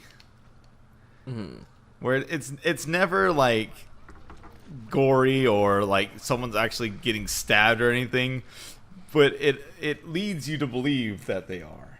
Okay. And like it's beautiful. The movie is absolutely gorgeous. The animation's I have seen like screenshots and stuff of it in like GIFs. yeah, it is animated so well. Like I think my favorite thing about like the animation, besides it looking good, is that everything has like flavor to it. No matter what scene you're watching, like the smallest scene all have their own characteristics. You can tell each character apart just by the way they act. It's got amazing storytelling. The pacing, I have not seen a movie that paced this well in a long time. Is it like fast, slow? It's consistent and like it's just pleasant. When it needs to be fast, it's fast. When it needs to be slow, it's slow. Okay. It takes moments to linger on shots that like it needs to. Yeah. I have like very little to criticize. I feel like a perfectly paced movie, you really don't even feel it until it's over, and you're like, "Whoa, that movie was 2.5 hours long. Holy shit!" Yeah. That's something I will say about the Wonder Woman movie. It wasn't terribly paced, so despite the movie being 2.5 hours, didn't really feel like it. Mm-hmm. Well, that's good. Yeah. So like, it has a lot of really touching moments and things like that in this movie. Yeah. I've been thinking about checking it out. I think you should, because it's definitely one of those, like, I would consider a masterclass of animation. Mm-hmm.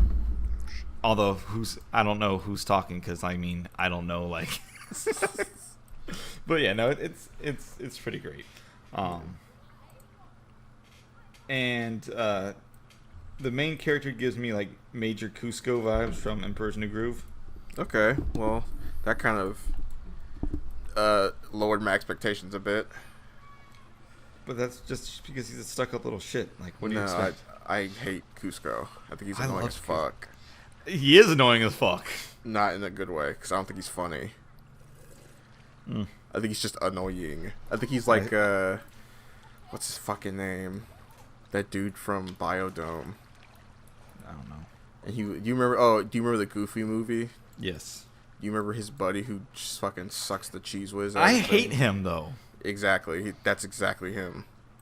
That's Cusco to me. That's not the same vibes at all. That's totally the same vibes to me. No. It's the same feeling I get when I look at Okay. Cusco. It's the same feeling I get. He's that same kind of fucking stupid dipshit, and he's just not funny. Okay. Well. Like Either the way. fucking what's it like the big fat dude he hangs out with is more interesting to me than fucking Cusco. He's way I think funnier. so too. I agree with that. I like Pete's son. It's way better. I still like Goofy's son more. Oh no, I meant the dude in Emperor's New Groove. Yeah. Fucking I know. yeah. Anyways, so I watched that movie. That movie was fantastic. Santa Claus, or Claus, I should say, is cool as shit. He's this big huntsman dude, and he looks cool. So how does he become Santa Claus? Um, He's not a postman.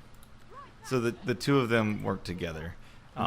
Basically, he brings Claus a picture on accident. He brings a picture of a kid who's basically in jail, locked in his house, and not able to leave. He's like, I want you to kill this one. And Claus takes pity on the kid and brings him a toy. In order to get the toy, he's like, I need the mailman. So he kidnaps the mailman, pretty much. What the fuck? Yeah, it's Okay. again, the movie is not dark, but it's dim. Down for that.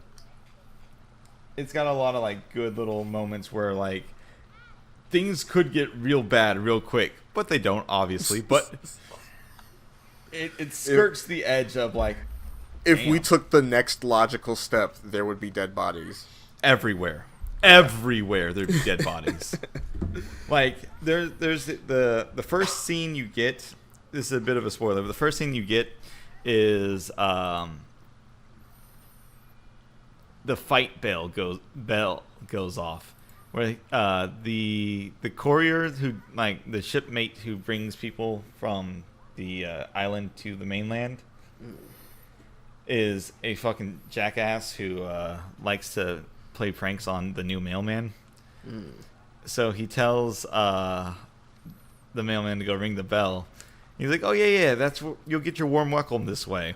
And he goes and rings it, and apparently it's a battle bell. And he rings it, and then chaos ensues. Yada yada, you get it. A battle bell. Holy shit. The battle bell. Nice. And yeah, it's got some cool stuff to it. That's right. The Yeah, other I'll movie- probably check that out. Yeah. So like that was a good movie. The other movie I watched, not nearly as good. Still like a decent watch. It's a good kids movie, but not nearly as good. It is Over the Moon.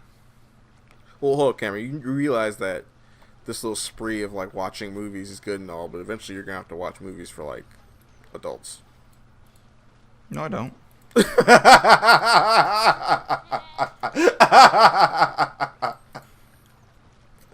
I knew you were gonna say that. No, I It's don't. still funny. Talking about. That's true. You don't. I just wanted to hear you say that. Watch my kids' movies.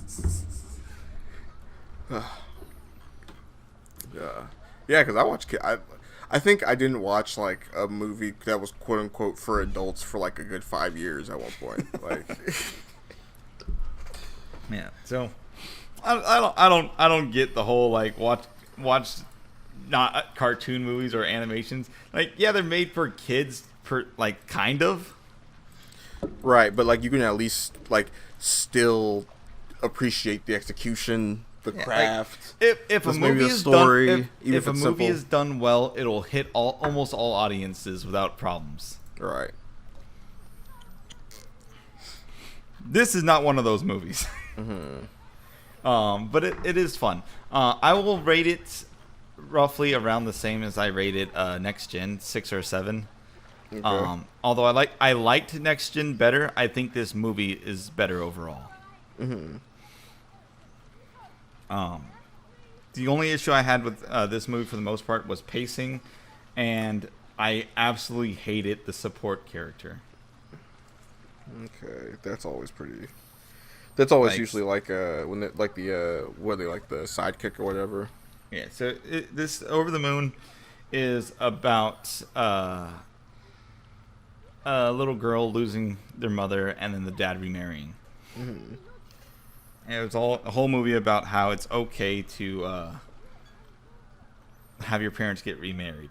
These like movies are like always about their parents. Yeah. Yeah, you think weird. a kid has something interesting to say? Fuck no. Sure they do. Sure Kids, they do. Kids are motivated by all kinds of things. It doesn't always have to be fucking my dad died or my mom got turned into a slug or some fuck shit or whatever. Yeah. It doesn't always have to be that kind of thing. It can be like, I don't know, I'm just getting bullied or something or whatever. You know. So, the supporting kid is like a super obnoxious, annoying little 8-year-old. Mm-hmm. The main character is like 14 when the movie like actually gets going. Mm-hmm. And she like, so it's a little unfair because she's super smart and I like super smart characters no matter what. Like it's unfair. But besides that, the whole point of the movie is to prove to everybody that the old spirit gods of, I forget which origin, I think it's Chinese. This looks like a Chinese as fuck movie, so I'm gonna guess Chinese. I think it's Chinese. But yeah, she wants to prove that Chinese spirits are real, even though she's like super intelligent and like loves science. She also believes in spirits. Mm-hmm. So it's one of those things. And then she's like, I gotta prove to my dad that he doesn't need to remarry and that one true love is all that he needs. Damn, that's selfish. Yeah. So she builds a rocket to the moon, and yada yada. Sidekick support annoying 8-year-old gets caught into the whole thing because he's stupid. Nevertheless, they make it to the moon because she makes an electromagnetic railway system that speeds her pod up to the leaving orbit speeds. And I'm not going to talk a lot about this movie. You can go watch it if you want. It's a musical. The songs are not the greatest. They have really bad pacing, but they're good songs. But they're just checked out. Yep, good. That's fine. There's one big thing I want to mention. Mm-hmm. They get to the moon. Mm-hmm. The ship crashes, and they're choking because of the lack of oxygen. Okay. The first thing that happens is they get a spell casted on them that allows them to breathe in space. And I'm like, all right, I give you a pass. Right, fair enough. They acknowledge that. They weren't just like, yeah, the moon is a magical place where your dreams come true. It's like, no, you'll suffocate and die on this rocky wasteland. Both of them were like, both the kids were dying, and they're like, let's let these kids live. Did they do like the fucking eye popping shit, or like their eyes are all like their veins were exploding and they were choking to death and shit? Like not quite that far. Because there's in a Total Recall, there's a scene like that I saw as a kid that it was like randomly playing in a post office one day, and there was a shot of Arnold Schwarzenegger on like Mars or whatever, and he was like choking to death, and his eyes were bulging out of his skull, and like his face was contracting and turning all red. It was horrible. That's terrifying. Good movie though. But yeah, like this movie was enjoyable, but it's definitely a kids movie. Yeah. But yeah, so there's a couple things here and there where I'm like, I appreciate this, but then for the most part, it was just like, eh. Mm-hmm. Yeah. That's all I got to say about that. Okay. I will not be checking that out. No, because it is a musical. I would not recommend that to either one of you. Although I think the other reason why I actually do kind of like it though is because it does talk about like traditions and stuff like that. So it's informative of another culture to a certain degree. Okay. And that's cool for a kids movie, is to like introduce people to other cultures. Now, something that I also thoroughly enjoyed, very similar to Claus. We were here together. Played this game for like 2 hours. It's a puzzle game. It's a co-op puzzle game. And my God, do I love puzzle games. What kind of puzzle game are we talking? Uh, What are you doing? Mental puzzles. So like you got to figure out what goes where, this, and that. I know. Well, I mean, there's like Pokemon puzzle. There's Tetris. Those are puzzle games. There's Catherine, technically a puzzle game. Yeah, but you use your mind in all of those, Cameron. Well, Those yeah, are all mental. Okay, I meant like What kind of puzzles are you doing? Are you moving shapes around? Are you all memorization? lots of different kinds. Yes. Okay. So, Is it sort of like The Witness? I don't know. What's the? So I think. Oh, dude, that fucking game. Yeah, because I'm pretty sure The Witness has like a bunch of just different types of puzzles and shit. They're Fucking nuts. they're mostly the same type of puzzle. Are they? Okay. From the way somebody explained it to me, I thought they were different. I mean, They're all the they're they all have their own different rules, but it's the same type of puzzle. Okay. Because you have to Okay, draw like a line essentially. Yeah, it's more than that. So like the first like couple puzzles was just finding the right wheel that had a shape attachment to it, and go put it in the right hole. And then once you get there, then you have to do a matching puzzle where it's like green 3 goes to B4, and B4 is red, so you can't use that one. But the other B4 is green, so you can use that one. B4 green goes to yellow 3 to whatever, you know. And that's a timed one, so you have to do that in a certain amount of time in order to get everything working, yada yada, stuff like that.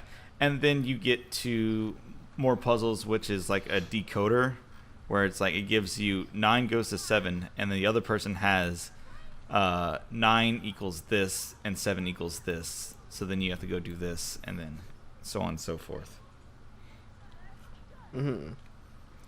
So that I haven't beat the game yet, so I don't know all the kind of puzzles, but so far it's just been a lot of fun because I love puzzles. Is there a story to this at all? Is it just like?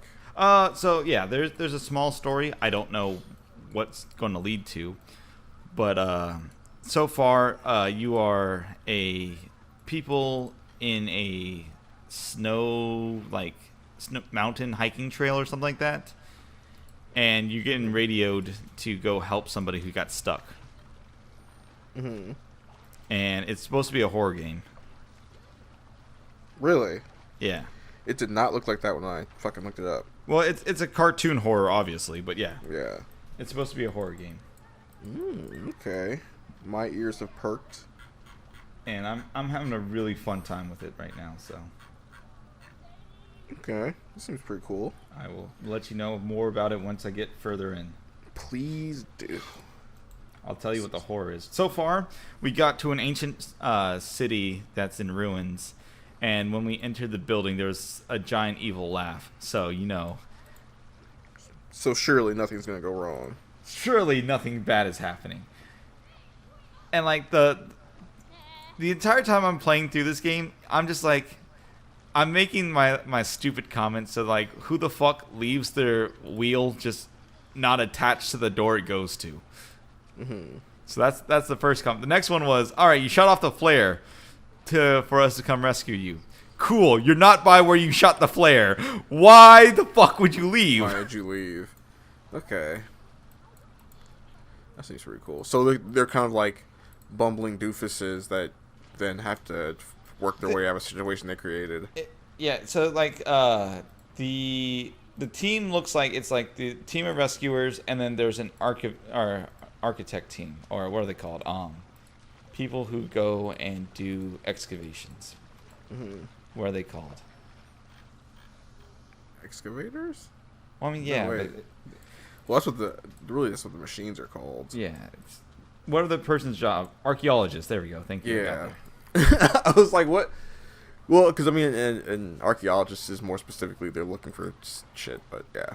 Yeah, so it's like a group of archaeologists and then the team of rescue people. So the archaeologists are being stupid and not staying where they need to be to get rescued. Of course. But yeah, that would be the thing where it's like, you have to realize, archaeologists, that not all of us are going to survive this if we keep fucking around, and y'all are the tastiest. So. And like, so every time I keep thinking like, man, you guys are going to get yourself killed. I realized the game was, we were here together. not we Oh, yeah. are here together. Which means they definitely probably all die. Yeah. That's funny.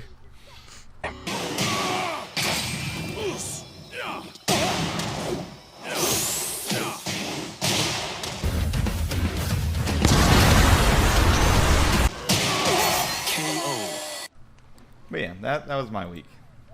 Right.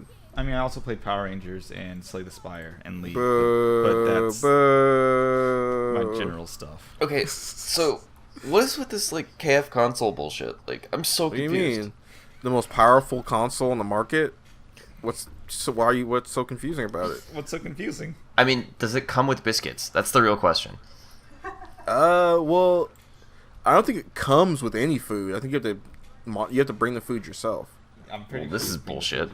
Well, you know what? It probably comes with like a maybe like a $50 coupon for fucking KFC or something. So It better come with a $50 coupon. Okay, so like, I was out of the loop, and I assumed this was just a troll thing. What the fuck is this? this is real, dog. Bro, the console wars just got a little hotter. Man, Let's go. And this is like I want- actual KFC, right? yeah. Oh Yeah. my god. This is So, real. I want more really commercials real. like this, please. Hell yeah. Can I get more campy shit in my life? Give me like it has to be so campy that it feels like a troll. Yeah. Like it, like I love this. And like your food stays warm. The only issue I have with it so far is the fact that the heat, like the place where you put your food to keep it hot, has big ass holes in it. Yeah. It's the only issue I have with it. Yeah, so I don't really know. I'm so confused. Like, I'm gonna put a piece of parchment paper down there first. Right, just in case. But yeah, this is real. So KFC announces the KF console. The KF console has arrived. Forged from the fires of KFC ovens and built by Cooler Master from the ground up, there has never been a tastier way to experience the latest titles in stunning 4K 240 frames per second. Lol. KFC is not fucking around. They are fucking around. There's They're no game that they're can run pointing that at the yet. stands. They're like, "Yo, we got the strongest shit out there, baby." But yeah, there's no games that are like that need all There's that. no fucking games that run at 40k, 240 FPS. Straight up, we don't have the technology for it yet. That's what they're saying. So far advanced is KFC. I mean, they've managed to stay alive with their disgusting ass chicken that I absolutely love. So you know what? Fair enough. But like, I saw this on Reddit like before it blew up on Twitter, and I was just like, oh, that's cute. And then I was like, wait, it's not April. What? Is this an some sort of out-of-season out-of-date April Fool's joke? Yeah, like I legitimately thought somebody was just trolling because it's the internet. But like, Right.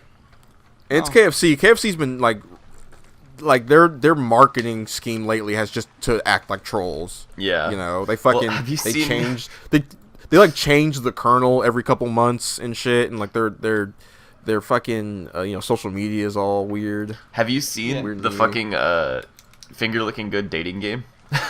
Yeah. Yes, where you date the kernel. Yeah. Yeah. Oh my god, it is so fun.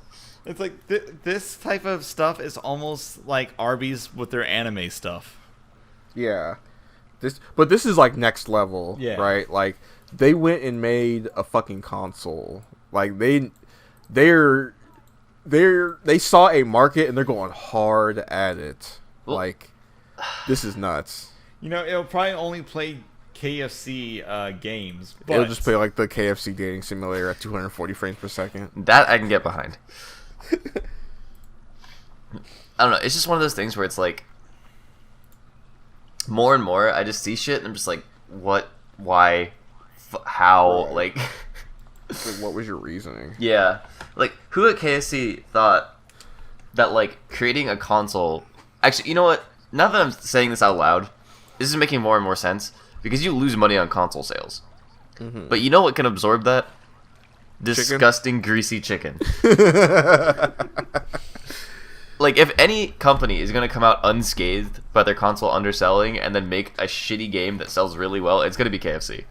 Bro, they're gonna sell so many of these fucking things. You wanna know why? Why they're gonna sell more of these more than like the Ouya or whatever fucking bullshit some other companies put out? Because people are gonna buy it for the memes.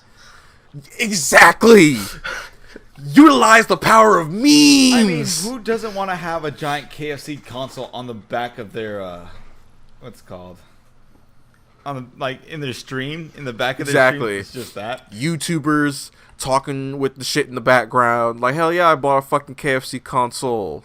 Like, people are gonna buy the fuck out of this. I saw this like I saw somebody saying this is probably gonna be like $1,200, which whatever. I wouldn't be surprised. Yeah, with this as powerful as it is, you're gonna get people to buy this thing. Absolutely. I mean, it better have an industrial fucking engine in there for what they're touting. Like, straight up, like, fucking... This thing's gonna get hot. Yeah. You know what it is? I bet they're expecting the 4K 240 shit. Like, it's gonna be at that all the time, so it's just gonna keep the chicken hot that way. You know, that is what my rig is missing, is the ability to keep my Kentucky Fried Chicken hot. Because my rig just runs too cool, you know? So, like, I'm questioning, like, how hot is it going to be? Because depending on how hot it's going to be, you best believe I'm going to put my soup in there. It'll probably be enough to, like, keep something warm, but not enough to, like, heat something up, you know? You can maintain a heat, but it's not, you're not going to be, like, I don't know, making shit in there. That would be nuts. That would be next level. Good job, KFC. I'm so done with this bullshit. like come on. The console wars are getting bigger. Like, everybody's joining in. Everybody's like, let's get in on this shit. Fucking Soulja Boy can make a goddamn Game Boy. We can make a motherfucking console. But, like, he didn't. That's right. He just stole somebody else's shit, put his name on it. Yeah. Well, if the company that's wearing Atari skin can call itself Atari and put out a console, then so can KFC. Good job, KFC. Good job, KFC. God damn it. You know else who did a good job? And Who's is that? continuing to do a good job? Who's that? Arxis. Why's that? Because they just released a small video for a new game they're working on. What? Anyway, enough of the bit. So I was looking this up earlier. I was like, what the fuck is Dungeon Fighters? Oh, yeah. I had no clue. It's massive. Yeah, it's really It's popular. the #1 selling game of, like, the entire decade. It's ridiculous. Damn microtransactions.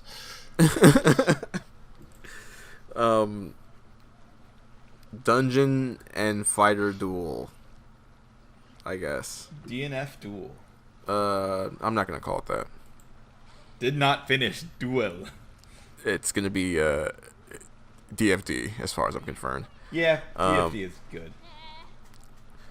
But yeah, this looks cool. It looks I'm more interested in this than I was in Grand Blue. I like the character designs more. But otherwise, it looks like some Arxis shit. Like, watching it, I'm just like, man, it looks like another Grand Blue or another Guilty Gear. Yeah, exactly. But I'm down for it. Hell yeah. Yeah, dude, it's not like that, because, I mean, they make good games, so it's like, you know, it's like FromSoft just making kind of games in the same vein as Dark Souls, you know. Even Sekiro, which is not really a Dark Souls game, is still a Souls game. Yeah. You know, it has a lot of the same elements, so, you know. It's a Tenchu game. It's what they do. I guess I know fighting games is kind of like their thing now, but I would like to see Arxis make something else. I would like to see Arxis. Well, because you know what, Arxis has been doing. I haven't played it much, but they've been doing the fighting game RPG. Like, Grand Blue is way more than just a fighting game. Oh, that's right. Yeah, I forgot about that. I just don't play anything like that. It used to be Platinum doing that, but apparently they haven't worked on that in forever. So, oh well. But yeah, I watching like what some of these characters can do, I'm excited for this game. Yeah. Because it seems like it's going to be a little bit faster paced than Grand Blue. Which looks. I'm excited for that. Yeah. So, Arxis has a lot of games out right now, like Blaze Blue and Grand Blue and Dragon and Dragon Guilty Blue. Gear. all that other shit. So something had to go, which I'm like, they're rolling in the money right now. So really, their team is big enough to probably handle anything. But if one of these had to lose support, which one do you think it's going to be? BB Tag. Probably. Yeah, I was thinking it would be. I was thinking it'd be Dragon Ball. Really? Well, because like they just yeah. put out a new game. Like Dragon Ball's 3 years old right now. Yeah, That's true. that is true. The reason why I was saying BB Tag is because of they have to deal with all the crossover licensing and stuff of that nature. Right. Yeah.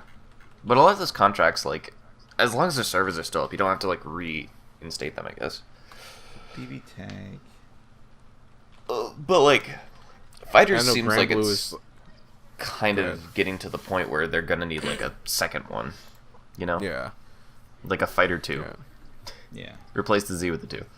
But like, and adding, Raditz and Kid Gohan. But And Oob and all those characters. yeah. And the Boom Power Brothers and Good Lord, please no. Let's all remember that this is an actual fighting game.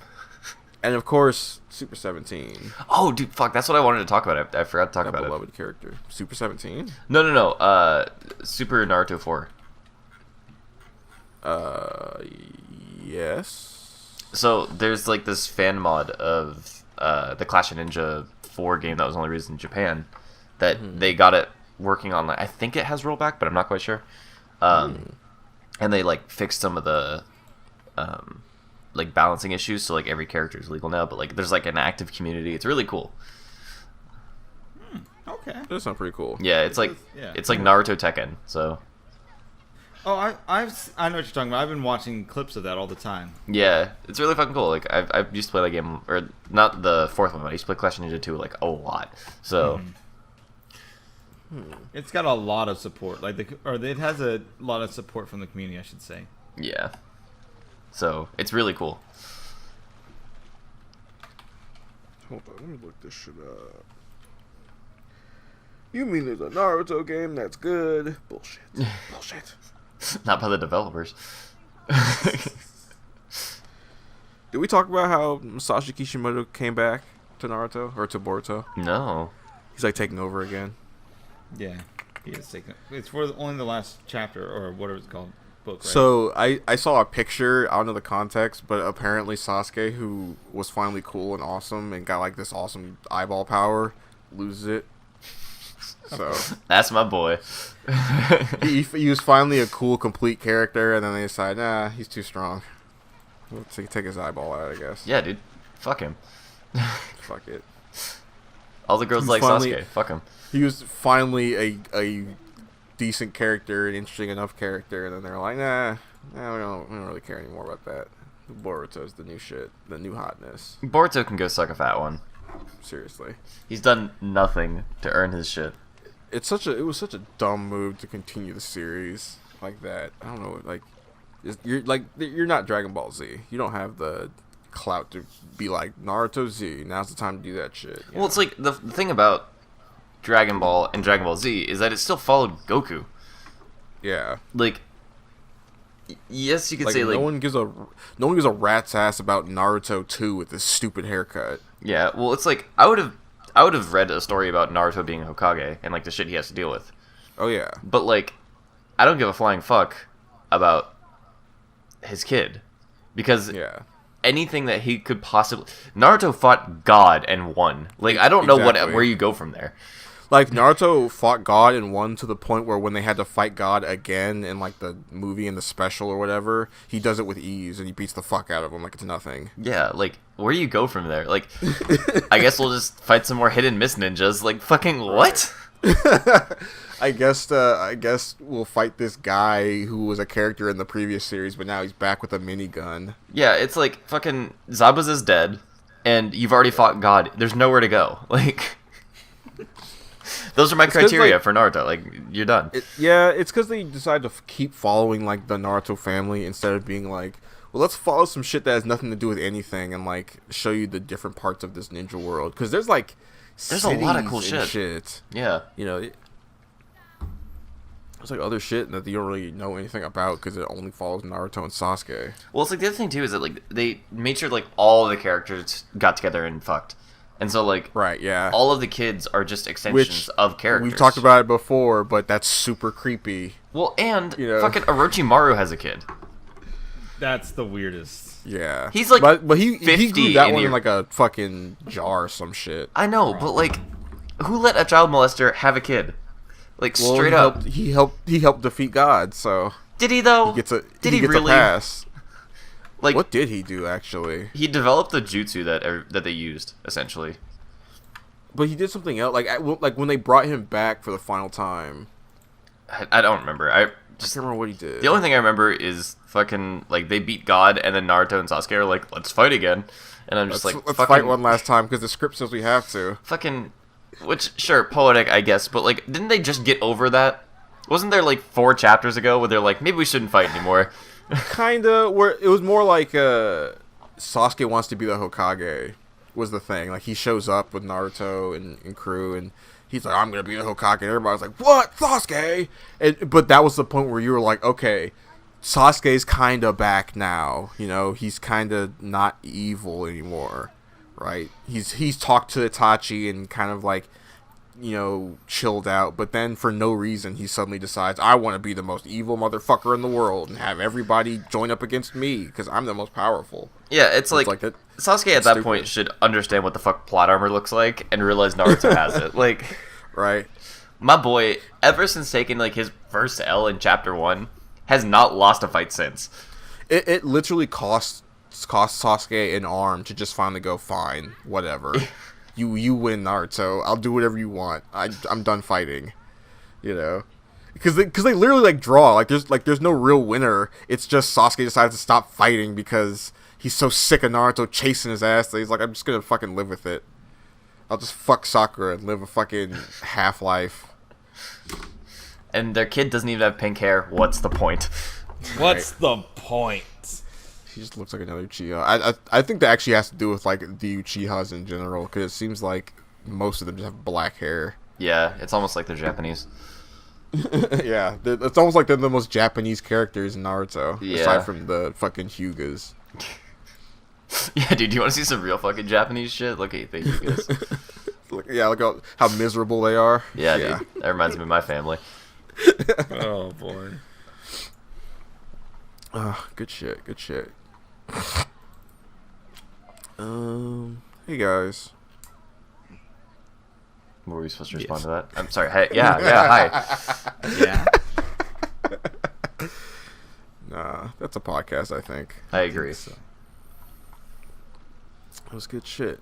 Where can we find you, Cameron? You can find me at I Press the Buttons on YouTube, Twitch, and you can find me at IPT Buttons on Twitter. Okay. What about you, Derek? It's real_CAS on Twitter and came in second on YouTube and Twitch. You know, every time I try to find you on Twitter, I put in came in second every single time, and I get unreasonably pissed off when I can't find you, and I go, oh, wait a minute, because not... Okay, so there's a funny story for that. I used to have the came in second thing, but my email got hacked, and I don't have access to that account anymore. Damn, that sucks. Yeah, so that's where my current Twitter came from. Well, there you go. Cool, then. All right. And you can find me at Mr. Urban Buddha on Twitter, Mr. Urban Buddha on YouTube, and Super Urban Buddha on Twitch.